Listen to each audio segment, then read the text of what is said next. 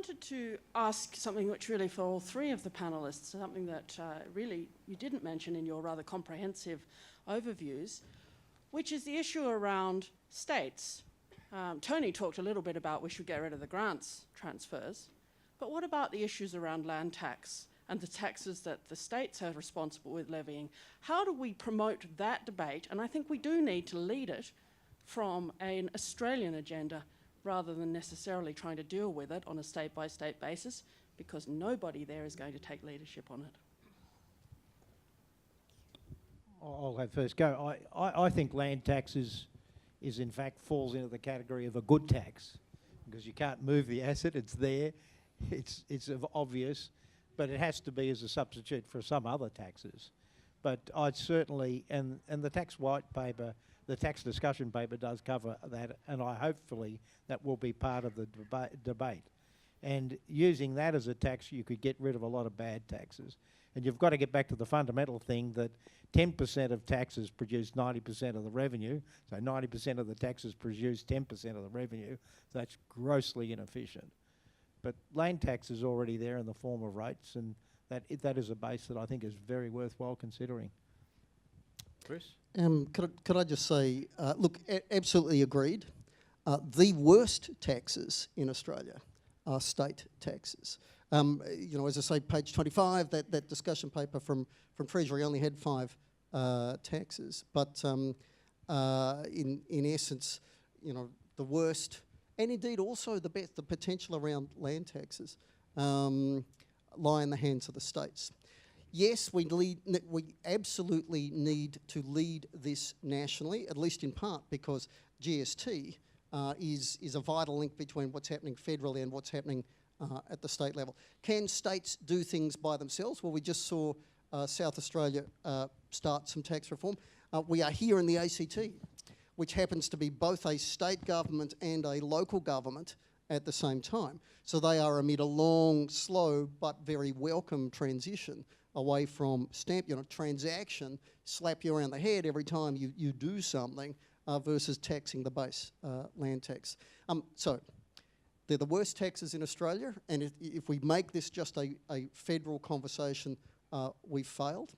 It needs to be a national conversation. You know, each individual state, you know, almost rushes to rule out doing something around the GST, including some who should be the biggest single supporters of GST reform seem to be the first to rule it out, Marty. Drives me crazy. But also remember that state taxes are just 4 or 5% of Australia's national income.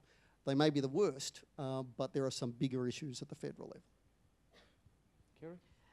There's probably not a lot I can add to that, but because I would agree with both Tony and Chris's comments, I would have started by saying, yes, there's approximately 125 taxes in Australia, and the top 10 raise 90%.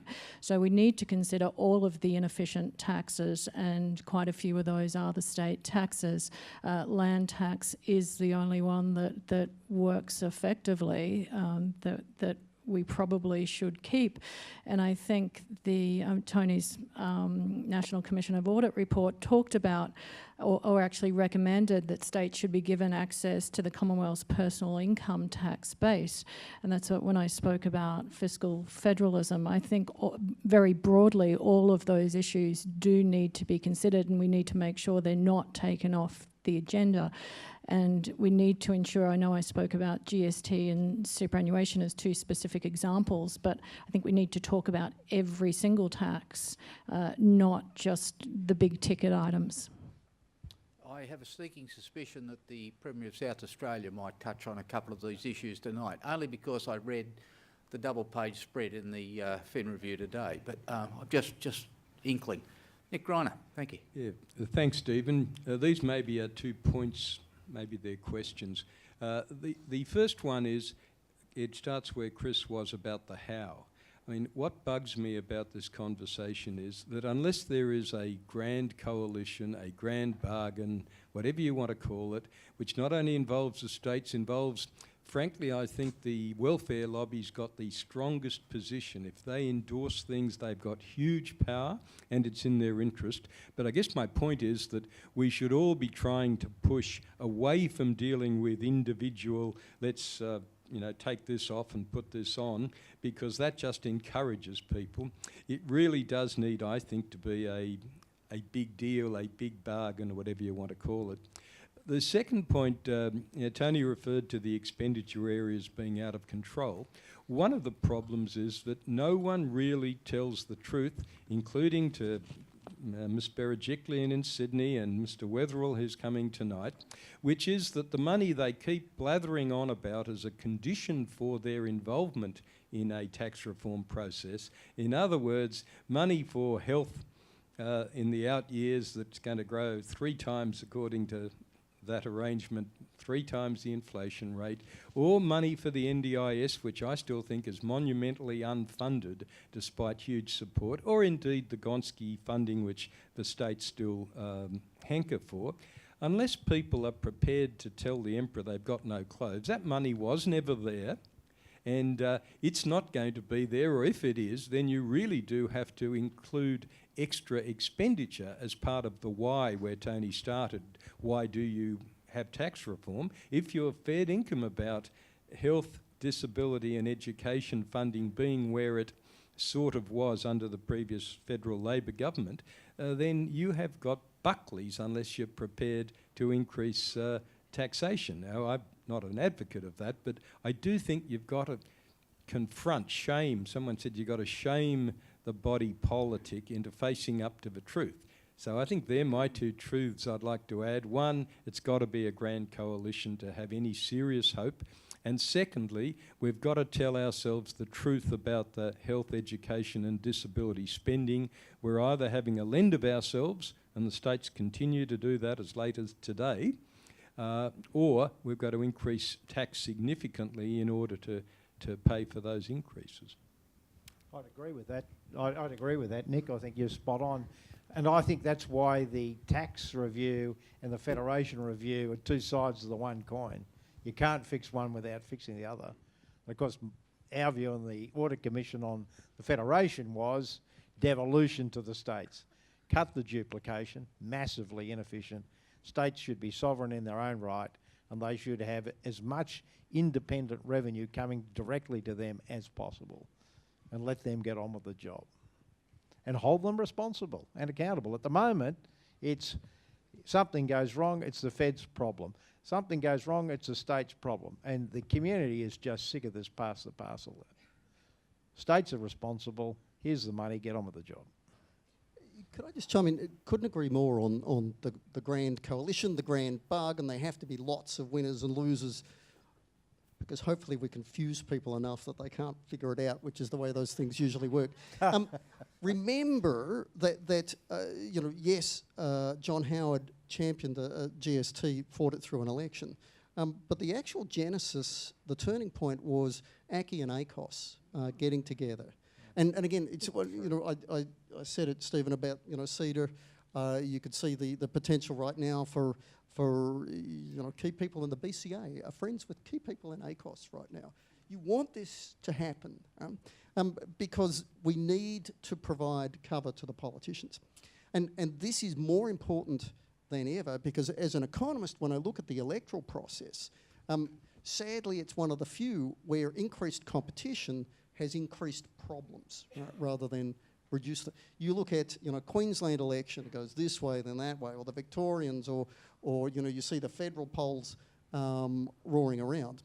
As voters, we're much more willing to jump, and the rational response of politicians to that has been, while in opposition, to say no. We've had 20 years of oppositions being increasingly populist, increasingly willing to say no to things that they proposed in government a handful of months ago. Why? Because it works. You have a higher and higher chance of getting back in at the next. That was my point about it's getting easier to become Prime Minister and harder to do something with it. To break those chains, it's outside of Parliament that actually has to create the room for the inside of Parliament to work. Megan. Megan Motto from Consult Australia. I was in fact going to ask a question about communication rather than taxation, but I think that's been well covered now. Today, Consult Australia, along with AECOM, have released a major report into value capture, and I wanted to talk about the mandate for change and the trust that needs to go hand in hand with that mandate.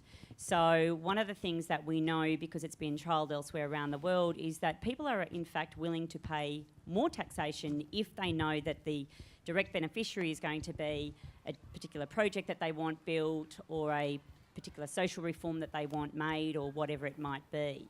But treasuries seem to continue to be institutionally resistant to hypothecation. And so this creates problems when we're trying to have innovative financing mechanisms for infrastructure projects where we can get new and innovative funding streams up and running, but the money needs to be sunk back into the future, forward estimates periods, into future budgets for that particular project, for the debt payback of that particular project, the capital costs. Have you got some conversation or some comments about the types of internal bureaucratic changes that we need to make in terms of regaining the trust of the Australian public in order to make some of these taxation changes?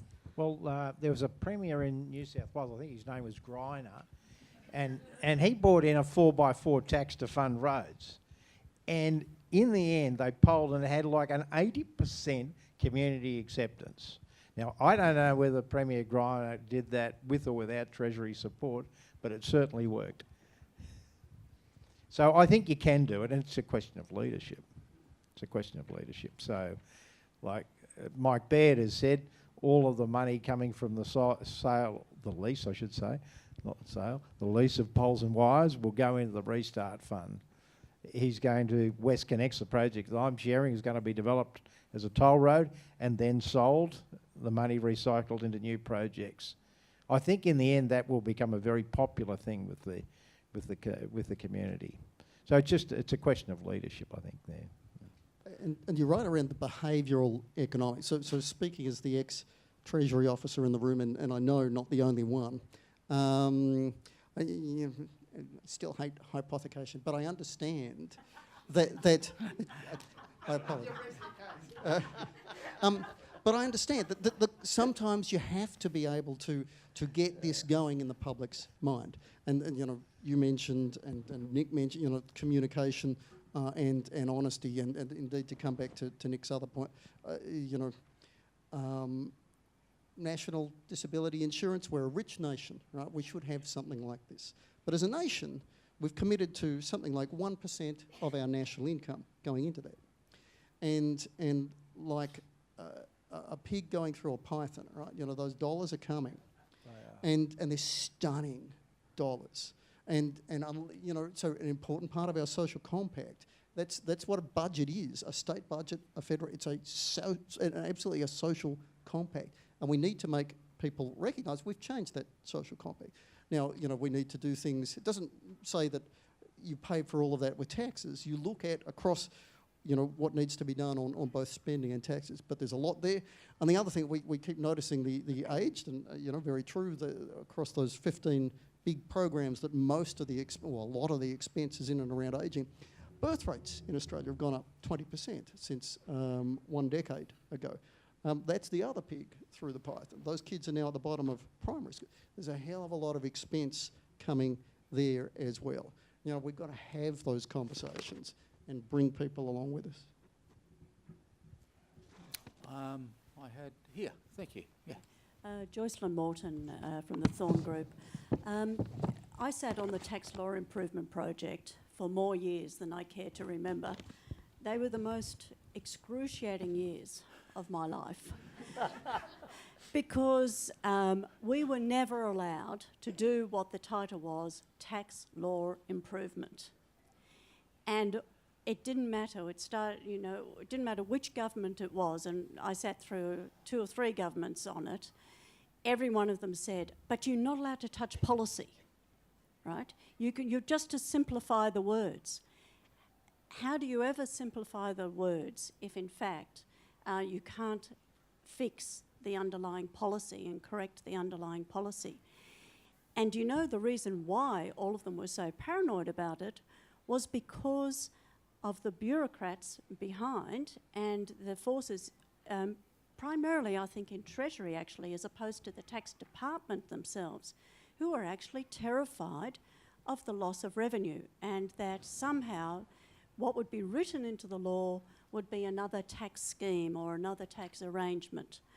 And so they wouldn't allow policy to be changed, even when it was excruciating. You had 45 pages just describing what needed to be on an invoice to substantiate, you know, sort of, I'm being extreme here, but you get my gist.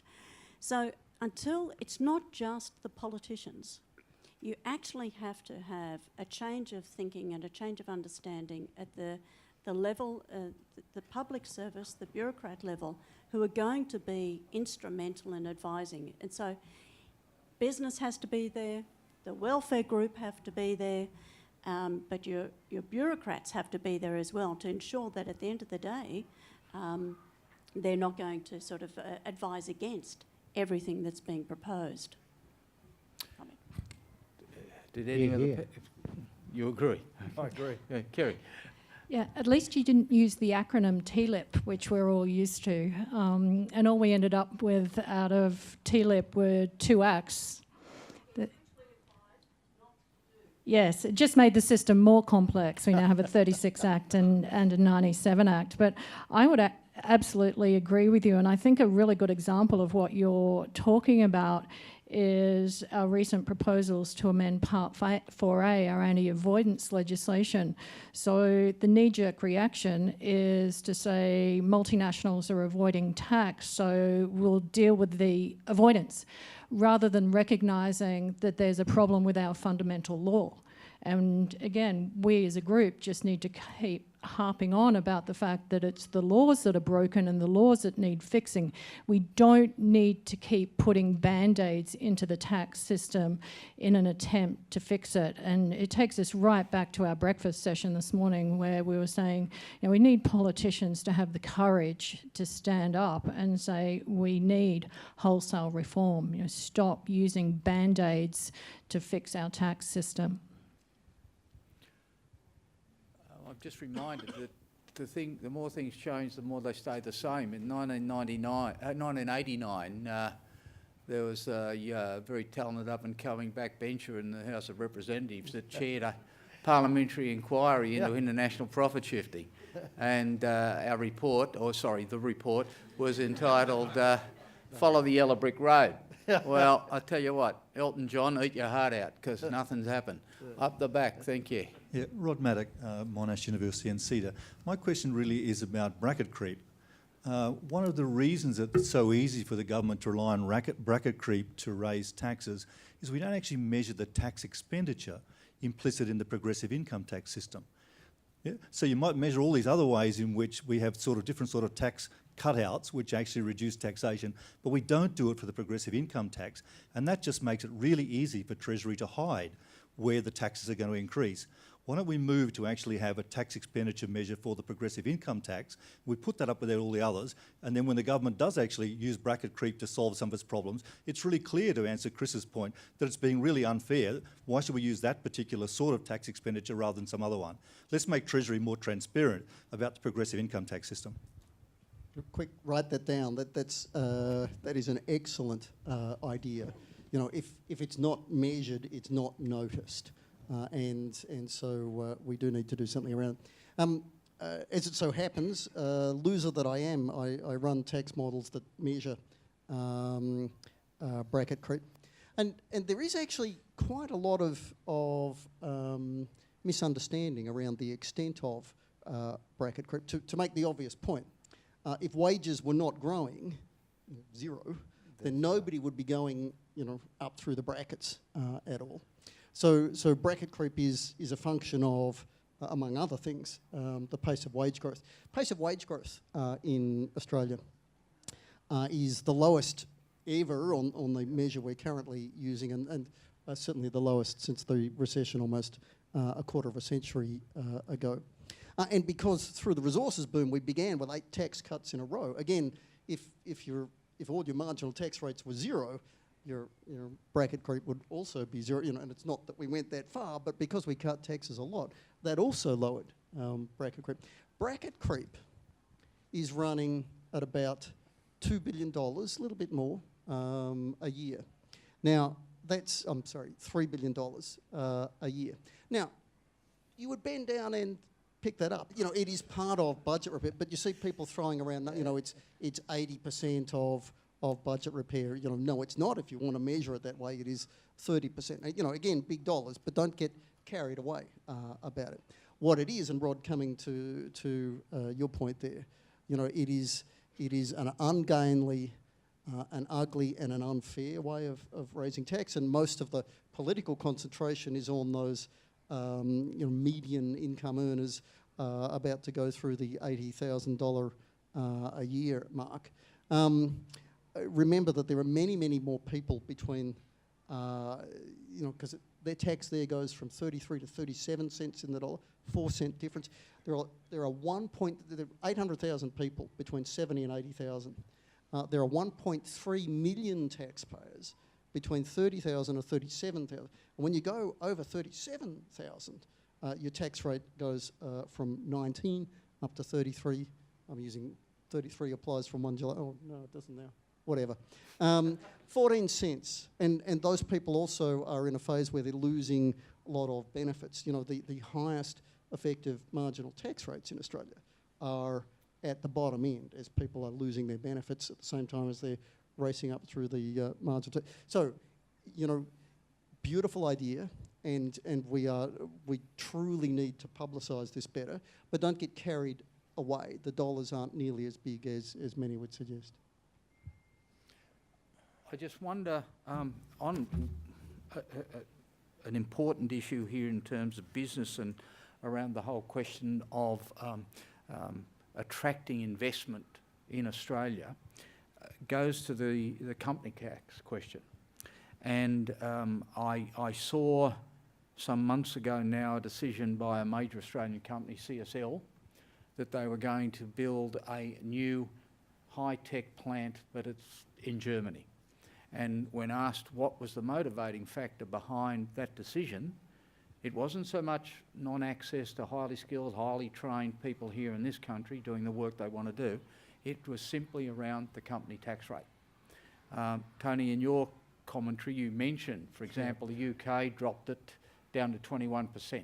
Yep. The government has given a tax change for small businesses in this country, but people have been advocating, and I know you certainly have as part of that Commission of Audit and beyond, that issue of corporate tax rates need to be investigated as well, because it's an attractor for businesses to invest here in this country, as well as Australian companies to reinvest.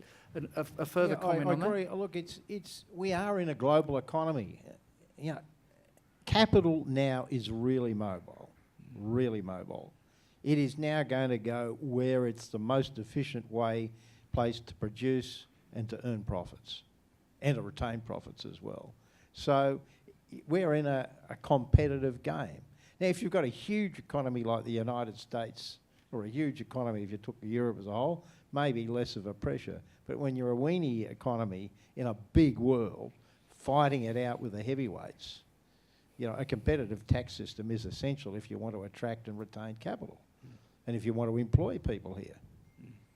But you know, if you're a startup in Australia with a great idea and a lot of money, you know, would you base your manufacturing and your development here, or would you go to the US, or would you go to Singapore? Where would you go? Sweden. Yeah, why not? You can do it. It's quite easy to do. It's not hard to set up globally now in one of those sort of OECD countries. It's not that difficult anymore. It used to be, but it isn't now. But the point is, it's like having, you know, you've got to have two reasonable centre-half forward fullbacks or whatever you have in your game that are competitive. Well, we've got to teach you, Stephen. We have to upgrade you. That are competitive against, you know, Hawthorn or something to make it a competitive game. We are currently not, it's argued, we are currently not in that circumstance. If we're talking about broad reform, and if we're talking about the taxation white paper and the discussion paper talking about broad reform, there are going to have to be priorities, there are going to have to be trade-offs, there's going to have to be as the Treasurer was saying this morning, decisions made and other comments have been made about age of entitlements and some of the changes that are necessary there. Surely this is a key for the business community of Australia and more generally to be able to compete fairly. Yes, I agree. I think the business community is probably embarrassed about asking for it because then they look like rent seekers, but economic modelling has shown that a reduction in the company tax rate can actually generate more revenue in the end than you lose through that reduction. In other words, it inspires growth, investment, what have you, which then generates more income than you're losing. So that modelling has been done and has been shown, I think, to be reasonably valid in the Australian context. As a recovering Treasury official? It's a 10-step program. Used to be 12, but we made cutbacks. So what we're talking about is the mobility principle. If it moves, it's harder to tax, and because you scare it away. If it doesn't move, then you know it's a mineral, and you can have a very high tax rate, or a land tax, or whatever. And to be clear, I absolutely agree. The mobility principle is extremely important to understand the difference between good taxes and bad taxes. I would simply, and I am comfortably of the view that if we could, the corporate tax rate would come down. What I should say is don't be quite as convinced by economists and their models. I run this sort of thing, and economists are now really good at modelling mobility and immobility, but we're a little too good. And the answer is, same around mining taxes, and so there's a lot more jointedness in production than you think. But sometimes the mobile factors aren't quite as mobile because they have to work with and the immobile aren't quite as immobile as you think. So those basic numbers that the models churn out, the difference, these taxes are worse, those taxes are better. I couldn't agree more. The extent of the slope, I'm a little bit sceptical. Okay. I have time for one final question. If anybody has a question, I do. Up the back, thank you. Howdy, my name's David Rosham from Uber. I wanted to ask a general question for the group, not a specific topic on Uber or Airbnb, but the extent to which disruptive new technologies, the sharing economy is understood in the rooms that you are meeting in and the discussions that you are having. I think as recently as this morning, the Treasurer mentioned Uber, it's a sexy new thing, but I worry that it's not well understood, and there's not a lot of startups that spend a lot of time in Canberra sort of giving too many updates on what they do and how they work and what impact they think they might have on the economy. So general question for the three of you is, to what extent do you think this is understood, is being discussed, and will be part of this tax reform, not the 2020 tax reform? Oh, big question. I used Uber this morning, so I'm a user. I've got the app. I think it's a terrific service. How many people does Uber employ in Australia? 100, and how many in the United States? Yeah. So I think business, generally speaking, certainly big business, understands the nature of disruption and is racing actually to take advantage of it. And that started originally, I guess, with our outsourcing of back office to India and what have you, but it's becoming far more sophisticated now as we all chase that last marginal dollar in the cost of production and the cost of providing service. The trouble is that we haven't been able to really capture enough of the innovation in Australia in terms of startups and get them based here and become truly global. I think in the end that most of them end up in Palo Alto. I think Uber, I think TripAdvisor, I stay in apartments rather than hotels. I think the sharing economy, those gains are so big that there are messy areas around tax, but the nation as a whole is still clearly in the areas of gain. In fact, I would go back to the Commission of Audit and point to the largest single worst used bit of infrastructure in Australia is housing. We have lots of little old ladies in big houses because we have a tax and benefit system that begs them to stay there. Beautiful stuff in the Commission of Audit around that. So yeah, look, the tax is messy. I'm happy that we address these things. In the meantime, one of the great ways this nation can become more productive and deal with those declines or pressures on our prosperity coming from baby boomer retirement and lower commodity prices is doing more with what we already have. And a lot of those disruptive things or the big changes around, if it's not tax, then benefits, there's great stuff we could do. Kerry, final comment. Final comment from a tax perspective to answer your question. I think we need to stop thinking about these industries as being special or different. They are the economy now. And the OECD in their BEPS action plan has a 15-point action plan. Action number 1 is to deal with the digital economy. The digital economy is just the economy. And fortunately, the OECD did actually say that in their report. All of these problems are inherent in all of the other actions we need to deal with. They're the same issues we face with transfer pricing, permanent establishments, etc., with traditional types of industries. They just happen to be exacerbated. So I think Uber is just a great case study on the problems that are already there. We're just noticing them much more with Uber-type organisations.